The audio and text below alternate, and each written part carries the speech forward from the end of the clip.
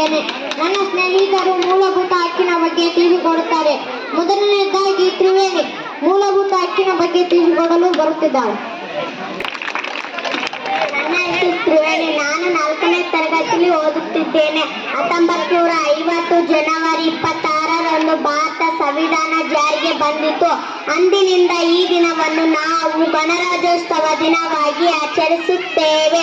ಈ ದಿನವನ್ನು ನಮ್ಮ ಸಂವಿಧಾನವು 25 ಭಾಗಗಳನ್ನು, 12 ಅನುಸೂಚನೆಗಳನ್ನು ಮತ್ತು 395 ಹೆಚ್ಚು ವಿಧಿಗಳನ್ನು ಒಳಗೊಂಡಿದೆ. ಈಗ ನಾವು ನಮ್ಮ ಸಂವಿಧಾನದ 3ನೇ ಭಾಗದಲ್ಲಿರುವ 6 ಮೂಲಭೂತ ಹಕ್ಕುಗಳ ಬಗ್ಗೆ ತಿಳಿಸಿಕೊಡುತ್ತೇನೆ. ಧನ್ಯವಾದಗಳು. ನಂತರದಾಗಿ ಯಶವಂತ ಸಮಾನತೆ ಹಕ್ಕಿನ ಬಗ್ಗೆ ತಿಳಿಸಿಕೊಡುತ್ತಾನೆ.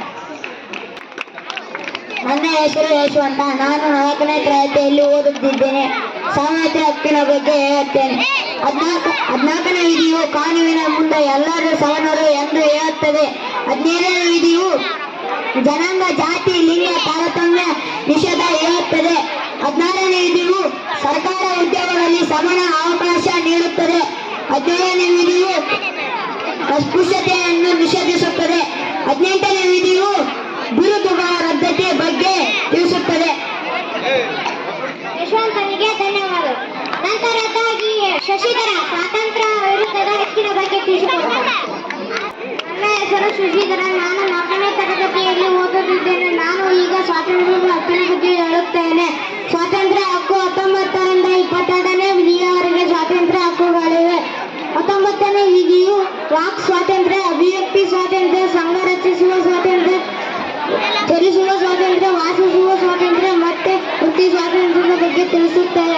20ನೇ ವಿಧಿಯು ಅಪರಾಧಿ ಶಿಕ್ಷೆ ರಕ್ಷಣೆ ಬಗ್ಗೆ ಹೇಳುತ್ತದೆ. 21ನೇ ವಿಧಿಯು ಜೀವನ ಮತ್ತು ವೈಯಕ್ತಿಕ ಸ್ವಾತಂತ್ರ್ಯದ ಹಕ್ಕಿನ ಬಗ್ಗೆ ಹೇಳುತ್ತದೆ.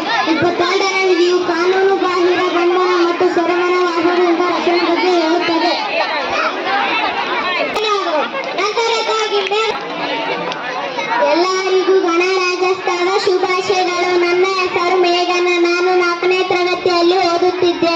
ನಾನು ಶೋಷಣೆ ವಿರುದ್ಧದ ಹಕ್ಕಿನ ಬಗ್ಗೆ ತಿಳಿಸುತ್ತೇನೆ. 23 ಮತ್ತು 24ನೇ ವಿಧಿಗಳು ಈ ಶೋಷಣೆ ವಿರುದ್ಧದ ಹಕ್ಕಿನ ಬಗ್ಗೆ ತಿಳಿಸುತ್ತವೆ. 23ನೇ ವಿಧಿಯು ಮಾನವ ಕಳ್ಳ ಸಾಗಣೆ ಮತ್ತು ನಿರ್ಬಂಧಿತ ಕೆಲಸಗಳನ್ನು ನಿಷೇಧಿಸುತ್ತದೆ. 24ನೇ ವಿಧಿಯು 14 ವರ್ಷದ ಒಳಗಿನ ಮಕ್ಕಳನ್ನು ಪಟ್ಟಣಗಳಲ್ಲಿ ಕೆಲಸ ಮಾಡಿಸುವುದನ್ನು ನಿಷೇಧಿಸುತ್ತದೆ.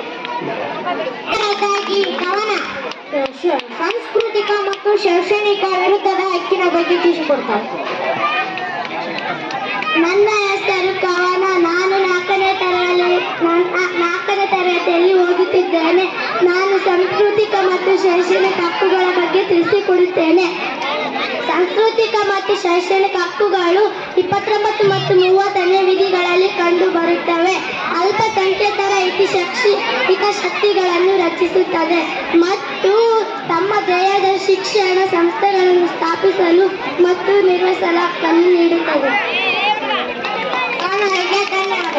ನಂತರದಾಗಿ ಭಾಗ್ಯಲಕ್ಷ್ಮಿ ಸಂವಿಧಾನ ಪರಿಹಾರವನ್ನು ಹಕ್ಕಿನ ಬಗ್ಗೆ ತಿಳಿಸಿಕೊಡುತ್ತಾರೆ. ನನ್ನ ಹೆಸರು ಭಾಗ್ಯಲಕ್ಷ್ಮಿ. ನಾನು 4ನೇ ತರಗತಿಯಲ್ಲಿ ಓದುತ್ತಿದ್ದೇನೆ. ನಾನು ಸಂವಿಧಾನದ ಪರಿಹಾರ ಹಕ್ಕಿನ ಬಗ್ಗೆ ತಿಳಿಸುತ್ತೇನೆ. ನಮ್ಮ ಸಂವಿಧಾನದ 32ನೇ ವಿಧಿಯಲ್ಲಿ ಈ ಹಕ್ಕನ್ನು ಕಾಣುತ್ತೇವೆ. 32ನೇ ವಿಧಿಯು ಮೂಲಭೂತ ಹಕ್ಕುಗಳ ಜಾರಿಗಾಗಿ ನಾವು ಸುಪ್ರೀಂ ಕೋರ್ಟಿನ ಮೊರೆ ಹೋಗಬಹುದು ಎಂದು ಹೇಳುತ್ತದೆ. ಇದನ್ನು ನಾವು ಸಂವಿಧಾನದ ಆತ್ಮ ಮತ್ತು ಹೃದಯ ಎಂದು ಕರೆಯುತ್ತೇವೆ. ಇಷ್ಟು ಮಾತನಾಡಲು ಅವಕಾಶ ಮಾಡಿಕೊಟ್ಟ ತಮ್ಮೆಲ್ಲರಿಗೂ ಧನ್ಯವಾದಗಳು. ಭಾಗ್ಯಲಕ್ಷ್ಮಿಗೆ ಧನ್ಯವಾದಗಳು. ಮೂಲಭೂತ ಹಕ್ಕುಗಳ ಬಗ್ಗೆ ವಿವರವಾಗಿ ತಿಳಿಸಿಕೊಟ್ಟ ನನ್ನ ಸ್ನೇಹಿತರಿಗೆ ಧನ್ಯವಾದ.